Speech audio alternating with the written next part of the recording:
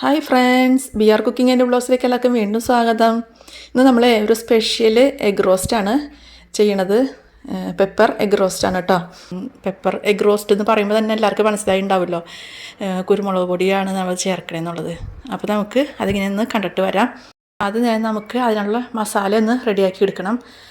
അതിനായിട്ട് തവ അടുപ്പത്ത് വെച്ചിട്ട് അതിൽ കുറച്ച് പെരുംജീരകവും പിന്നെ കുറച്ച് നല്ല ജീരകം, മല്ലി, പിന്നെ കുരുമുളക്, ഒരു തണ്ട് കറിവേപ്പിലയും കൂടി ചേർത്തിട്ട് നമ്മൾ എണ്ണ ഒഴിക്കാതെയാണ് ഇത് വറുത്തെടുക്കുന്നത്.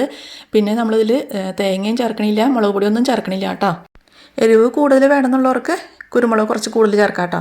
അപ്പോൾ നമ്മളത് വറുത്ത് വെച്ചതിന് ശേഷം ഒരു 5 മുട്ട ഞാൻ പുഴുങ്ങി വെച്ചിട്ടുണ്ട്. മുട്ട പുഴുങ്ങിയ സമയം കൊണ്ട് നമ്മൾ ആദ്യം വറുത്ത് വെച്ച മസാല തണുത്ത് കിട്ടിയിട്ടുണ്ടായിരുന്നു. അപ്പോൾ ഞാൻ അത് നന്നായിട്ട് പൊടിച്ചെടുത്തിട്ടുണ്ട്. തരിയൊന്നും ഇല്ലാതെ പൊടിച്ചെടുക്കണം കേട്ടോ. അങ്ങനെ മസാല പൊടിച്ച് വെച്ചതിന് ശേഷം നമ്മൾ ഒരു തവ എടുത്തിട്ട് അതിലേക്ക് കുറച്ച് വെളിച്ചെണ്ണ ഒഴിച്ചു കൊടുത്ത് നമ്മൾ ആദ്യം പുഴുങ്ങി വെച്ച മുട്ട രണ്ടായിട്ട് മുറിച്ച് ആ എണ്ണയിലേക്ക് വെച്ചിട്ട് 2 വശവും തിരിച്ചിട്ട് കൊടുത്ത് അത് ഒന്ന് പതുക്കെ ഫ്രൈ ആക്കി എടുക്കുക. പിന്നെ കുറേ എണ്ണ ഒഴിച്ച് വല്ലാണ്ട് മുക്കി ഫ്രൈ ആക്കി എടുക്കേണ്ട ആവശ്യമൊന്നുമില്ല കേട്ടോ. ഇനിയിപ്പോൾ ഇത് മുറിക്കാതെ അങ്ങനെ തന്നെ നമ്മൾ അതിന് പുറത്തൊന്ന് വരഞ്ഞ് കൊടുത്തിട്ട് ഇതുപോലെ ഒന്ന് എണ്ണയിലിട്ടൊന്ന് വറുത്തെടുത്താലും മതി കേട്ടോ. അതൊക്കെ ഓരോരുത്തരുടെ ഇഷ്ടം അനുസരിച്ച് ചെയ്യാം കേട്ടോ. അങ്ങനെ നമ്മൾ മുട്ട വറുത്ത് കോരി മാറ്റി വെച്ച് ഇനി ആ തവയിലേക്ക് തന്നെ കുറച്ചും കൂടി വെളിച്ചെണ്ണ ഒഴിച്ചതിന് ശേഷം അതിലേക്ക് 1 ടീസ്പൂണ് പെരുംജീരകമാണ് ഇട്ട് കൊടുക്കുന്നത്. പിന്നെ 2 സവാള ചെറുതാക്കി അരിഞ്ഞതാണ് ഇട്ട് കൊടുക്കുന്നത്. അതും കൂടി ഇട്ടിട്ട് നമുക്ക് നന്നായിട്ട് വഴറ്റിയെടുക്കാം. ഇനി സവാളയ്ക്ക് പകരം ചെറിയ ഉള്ളി ആണെങ്കിൽ കുറച്ചും കൂടി ടേസ്റ്റ് ഉണ്ടാവും കേട്ടോ കറിക്ക്. ഇതിപ്പോൾ ഞാൻ സവാള എടുത്തെന്ന് മാത്രമേ ഉള്ളൂ. സവാള ഒരുവിധം വഴന്ന് കഴിയുമ്പോൾ നമ്മൾ അതിലേക്ക് ഇഞ്ചിയും വെളുത്തുള്ളിയും പേസ്റ്റാണ് ചേർക്കുന്നത്. ഇനി പേസ്റ്റ് ഇല്ലയെന്നുണ്ടെങ്കിൽ നമ്മൾ നന്നായിട്ട് ചതച്ച് ചേർത്താലും മതി.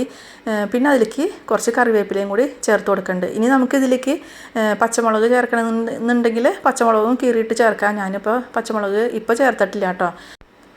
നമ്മൾ ഇനി അതിലേക്ക് കുറച്ച് ഉപ്പാണ് ചേർത്ത് കൊടുക്കുന്നത്.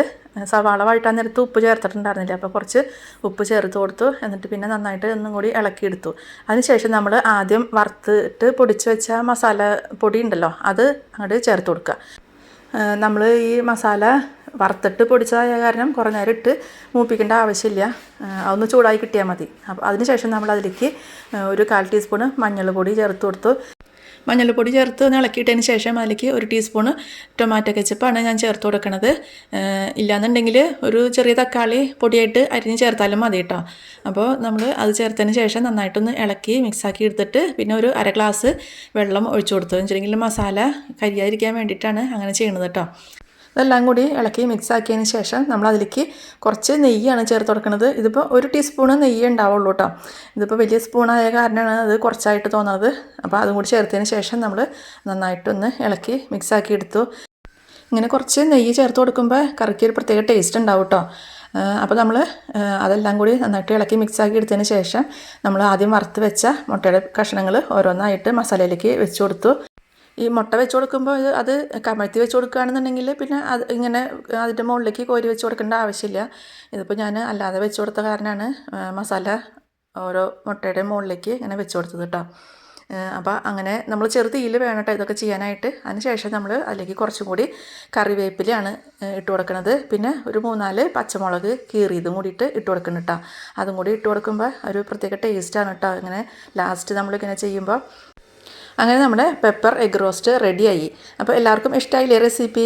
അപ്പോൾ ഒരു തവണയെങ്കിലും ഇതുപോലെ ഒന്ന് ഉണ്ടാക്കി കഴിച്ചു നോക്കൂ. നമ്മളിതിൽ മുളക് പൊടിയൊന്നും ചേർക്കണില്ല. ആകെ കുറച്ച് പച്ചമുളകും കുരുമുളകിൻ്റെ എരിവ് മാത്രമേ ഉണ്ടാവുള്ളൂ. പിന്നെ എരിവ് കൂടുതൽ വേണമെന്നുള്ളവർക്ക് കൂടുതലൊക്കെ ചേർക്കാം കേട്ടോ. പച്ചമുളകും കുരുമുളകിൻ്റെ പൊടിയൊക്കെ ചേർക്കാം.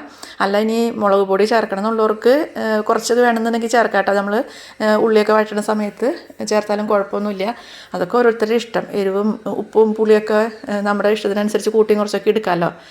അപ്പോൾ വീഡിയോ കണ്ട് എല്ലാവരും ലൈക്ക് ചെയ്യുക, കമൻറ്റ് ബോക്സിൽ കമൻറ്റ് ഇടുക. ചാനൽ സബ്സ്ക്രൈബ് ചെയ്യാത്തവരുണ്ടെങ്കിൽ സബ്സ്ക്രൈബ് ചെയ്യാനും മറക്കരുത് കേട്ടോ. നമുക്ക് ഇനിയും ഇതുപോലെ നല്ല നല്ല വീഡിയോസായിട്ട് വീണ്ടും കാണാം. താങ്ക്